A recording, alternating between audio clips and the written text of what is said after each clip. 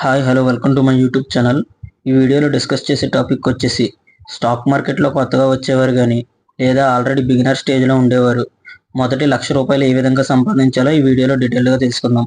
అసలు ఏ విధంగా ప్లాన్ చేసుకుంటే మన ఈ ₹1,00,000 టార్గెట్ అనేది అచీవ్ చేయొచ్చు, అసలు ఎంత టైం పడుతుందనే విషయాలు కూడా ఈ వీడియోలో డీటెయిల్గా ఎక్స్ప్లెయిన్ చేసుకుందాం. ఇంకేమాత్రం లేట్ చేయకుండా టాపిక్లోకి వెళ్ళిపోదాం. ఫస్ట్ ఆఫ్ ఆల్ మనం కొన్ని బేసిక్ కాన్సెప్ట్స్ అనేవి ఎక్స్ప్లెయిన్ చేసుకుందాం. అవేంటంటే బేసిక్గా క్యాపిటల్ ఎంత ఉండాలి, అలాగే నెక్స్ట్ ట్రేడింగ్ డేస్ 20 ఉంటాయి కదా, ఈ 20 డేస్లో మనం ఎన్ని డేస్ ప్రాఫిట్స్ అనేది సంపాదించాలి, నెక్స్ట్ లాస్ అంటే బ్యాకప్ డేస్, అంటే మన పొజిషన్ లాస్లోకి వెళ్ళినా లేదా మన ఆ లాస్ని బ్యాకప్ చేయడానికి మనకి ఎన్ని డేస్ పడుతుంది అనేది కూడా తెలుసుకుందాం. Next per day return percentage, అంటే మనం క్యాపిటల్ మీద పెర్ డేకి ఎంత రిటర్న్ పర్సంటేజ్ అనేది ఎర్న్ చేయాలో కూడా తెలుసుకుందాం. నెక్స్ట్ మంత్లీ రిటర్న్ పర్సంటేజ్, అంటే క్యాపిటల్ మీద మనం పెర్ మంత్కి ఎంత సంపాదించాలో కూడా తెలుసుకుందాం. ఇప్పుడు వీటన్నిటికీ ఆన్సర్స్ తెలుసుకుందాం. First of all basic capital వచ్చేసి 10,000 ఎందుకంటే కొత్తగా స్టాక్ మార్కెట్లోకి ఎంటర్ అయ్యే వాళ్ళు కానీ లేదా ఆల్రెడీ బిగినర్ స్టేజ్లో ఉండే వాళ్ళకి ఈ 10,000 అనేది ఒక డీసెంట్ అమౌంట్ కింద ఉంటుంది. సో అందుకని బేసిక్ క్యాపిటల్ వచ్చేసి 10,000. నెక్స్ట్ ట్రేడింగ్ డేస్ 20 ఉంటాయి కదా, ఆ 20 డేస్లో ప్రాఫిట్ డేస్ వచ్చేసి 10 డేస్ అవుతే చాలు. అంటే మనం ఖచ్చితంగా 20 డేస్లో ఒక 10 డేస్ ప్రాఫిట్స్ అనేవి ఖచ్చితంగా తీయాలి. నెక్స్ట్ ప్రాఫిట్ డేస్ 10 వచ్చినాయి అంటే లాస్ట్ డేస్ ఆటోమేటిక్గా 10, ఎందుకంటే 20 డేస్లో 10 అయిపోయినాయి కాబట్టి మిగిలిన డేస్ 10 కాబట్టి వాటిని లాస్ ఆర్ బ్యాకప్ డేస్ కింద కన్సిడర్ చేయవచ్చు. Next per day return percentage, అంటే క్యాపిటల్ మీద మనం 1% రిటర్న్ డైలీ 10 డేస్ చేస్తే సరిపోతుంది. నెక్స్ట్ పెర్ మంత్కి రిటర్న్ పర్సంటేజ్ వచ్చేసి క్యాపిటల్ మీద 10% తీయాలి మనం మంత్కి. ఐ హోప్ ఈ బేసిక్ కాన్సెప్ట్స్ అనేవి మీకు అర్థమైనాయి అనుకుంటున్నాను. ఇప్పుడు ఈ కాన్సెప్ట్స్ని కాలిక్యులేషన్లో మీకు క్లియర్గా అర్థమయ్యేలాగా ఎక్స్ప్లెయిన్ చేయడానికి ట్రై చేస్తాను, చూడండి. అంతకన్నా ముందు మీకు ఒక విషయం చెప్పాలి, అదేంటంటే ఇదే 10,000 క్యాపిటల్ని ఎవరికైనా ఇంట్రెస్ట్కి ఇస్తే మనకి ఎంత టైం పడుతుంది, అదే మన స్టాక్ మార్కెట్లో ఇన్వెస్ట్మెంట్ చేసి నేను చెప్పిన ప్రాసెస్ని ఫాలో అయితే ఎంత టైం పడుతుందో కూడా ఈ రెండింటిని కంపేర్ చేద్దాం. ఇది లాస్ట్లో ఎక్స్ప్లెయిన్ చేస్తాను, సో ఎక్కడ వీడియోని స్కిప్ చేయకుండా చూడండి. ఇంకేమాత్రం లేట్ చేయకుండా కాలిక్యులేషన్ ప్రాసెస్లోకి వెళ్ళిపోదాం. ఇంకా కాలిక్యులేషన్స్లోకి వస్తే ఫస్ట్ ఆఫ్ ఆల్ మన క్యాపిటల్ అనేది 10,000, మనం పెర్ డేకి రిటర్న్ పర్సంటేజ్ వచ్చేసి 1%. సో 10,000లో 1% వచ్చేసి ₹100, అంటే మనం పెర్ డేకి ₹100 అనేది ఎర్న్ చేయాలి. మనకి ట్రేడింగ్ డేస్ 20 ఉన్నాయి కదా, దీంట్లో ప్రాఫిట్ డేస్ 10, అంటే 100 × 10 = ₹1,000. నెక్స్ట్ మనకి లాస్ బ్యాకప్ డేస్ 10 కాబట్టి సో మనం పెర్ మంత్కి 10 డేస్ ప్రాఫిట్స్ చేస్తే మనకి ₹1,000 అనేది వస్తాయి. సో ఇలా మనం ఫస్ట్ మంత్ ₹1,000 అనేది ఎర్న్ చేయాలి మన క్యాపిటల్ మీద. ఇప్పుడు ఈ పెర్ మంత్ రిటర్న్నే మన క్యాపిటల్కి యాడ్ చేయాలి. సో అప్పుడు క్యాపిటల్ ప్లస్ రిటర్న్ వచ్చేసి 11,000 అవుతుంది. ఇప్పుడు ఇదే 11,000ని నెక్స్ట్ మంత్కి క్యాపిటల్ కింద వేసి మళ్ళీ ఆ క్యాపిటల్ మీద మనం 1% అనేది సేమ్ ప్రాసెస్ ఫాలో అవ్వాలి. ఇంకా మంత్లీ రిటర్న్ పర్సంటేజ్ వచ్చేసి 10%. మీరు ఎక్కడ కన్ఫ్యూజ్ అవ్వద్దు, ఎందుకంటే అక్కడే ఉన్నాయో ఒకసారి డీటెయిల్డ్గా చూడండి. అలాగే నేను నెక్స్ట్ ఇదే ఫార్మెట్ని టేబుల్ ఫార్మెట్లో క్రియేట్ చేశాను, అక్కడ చూస్తే మీకు క్లియర్గా క్లారిటీ అనేది వస్తుంది. అంతకన్నా ముందు మీకు ఒక డౌట్ రావచ్చు, ఏంటంటే ఈ కాలిక్యులేషన్స్ అన్నీ బాగానే ఉన్నాయి, మరి మేము ఏ స్టాక్స్ని సెలెక్ట్ చేసుకుని ఈ ప్రాసెస్ని ఫాలో అవ్వాలని. దానికి నా ఆన్సర్ వచ్చేసి స్టాక్ సెలెక్షన్ వచ్చేసి Nifty 50, Sensex and government stocks. ఈ స్టాక్స్లో ఏ స్టాక్స్లో ఈ ప్రాసెస్ని ఫాలో అవునా మీరు ఈ టార్గెట్ అనేది అచీవ్ చేయవచ్చు.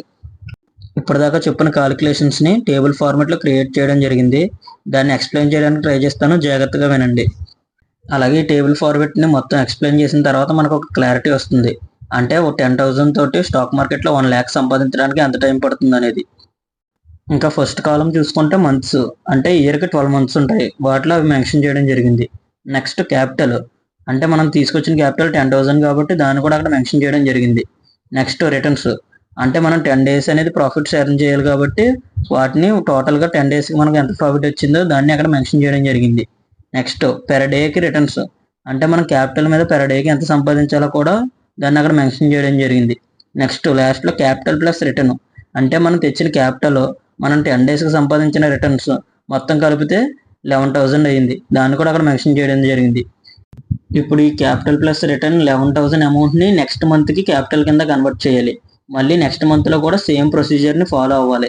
ఇలాగే ఇదే ప్రొసీజర్ని ఫస్ట్ ఇయర్ మొత్తం ఫాలో అవుతే మన ఇయర్ ఎండింగ్ వచ్చేటప్పటికి మన దగ్గర ఉన్న క్యాపిటల్ ప్లస్ రిటర్న్ వచ్చేసి ₹31,379 అవుతుంది.